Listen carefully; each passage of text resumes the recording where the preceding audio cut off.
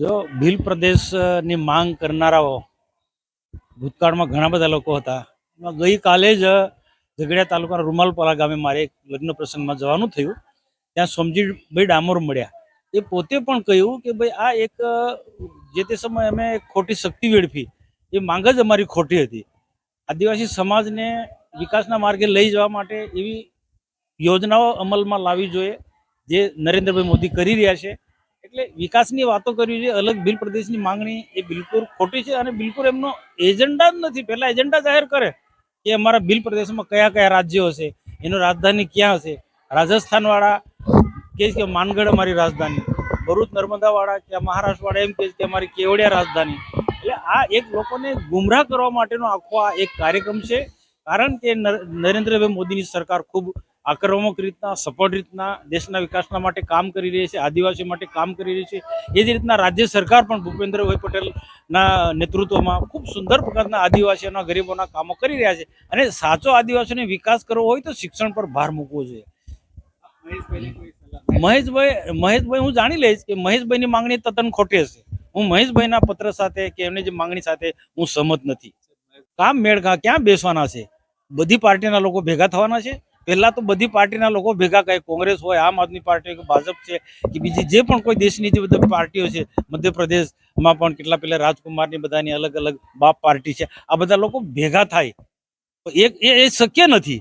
એ ભૂતકાળમાં બધા આવા બધા પ્રયત્નો બધા લોકો કરી રહ્યા છે. દિગ્ગજ નેતા હોય આવા પ્રયાસો કર્યા છે, સોમજી ડામોરથી માંડીને બધા લોકોએ, એ બધા એમાં એમને સફળતા નથી મળી.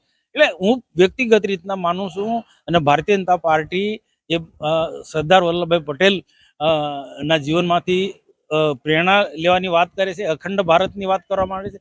ભાગલાવાદી પરિબળોથી સાવધાન રહેવું જોઈએ. એ અમે બધા જ કહીએ છીએ. પાર્ટી તમે જો આજે એક દેશનો સર્વાંગી વિકાસ થાય, એક દેશનો એક સમાન વિકાસ થાય, એમાં બધા જ વર્ગના એસસી, એસટી, ઓબીસી આ બધા જ લોકોને એક સાથે રહીને આ દેશનો વિકાસ કરવા માંગે. ત્યાં અલગતાવાદી પરિબળો એ દેશને તોડવાનું કામ કરી રહ્યા છે. મહેશભાઈ ભાજપમાં હશે, પણ હું ચોક્કસ મહેશભાઈને પૂછીશ. અને એ જે અલગતાવાદની વાત હશે, અલગ બિલિસ્તાનની વાત તદ્દન ખોટી વાત છે. અને જે શક્ય જ વાત નથી. તમારે તમે અમને ચોક્કસ મુદ્દા બતાવો કે કઈ રીતના તમે બિલિસ્તાન બનાવવાના છે. અને પહેલા તો ભેગા તો થાવ. તમે એકલી જેને જેમ ફાવે તેમ પત્રો લખી દે, સ્ટેટમેન્ટ આપી દે, અલગ અલગ ભીલ પ્રદેશ, કોઈ માનગઢને રાજધાની બતાવી દે, કોઈ કેવડિયાને રાજધાની બતાવી દે. એ એક પોતાના લોકોને ગેરમાર્ગે દોરનારા આ બધા એમના વિચારો છે. ભલા બધી પાર્ટીના લોકો ભેગા થતા હોય તો અમે તૈયારી છે. આદિવાસીના હક અને અધિકાર માટે અમે ઘણું બધું કામ કરીએ છીએ.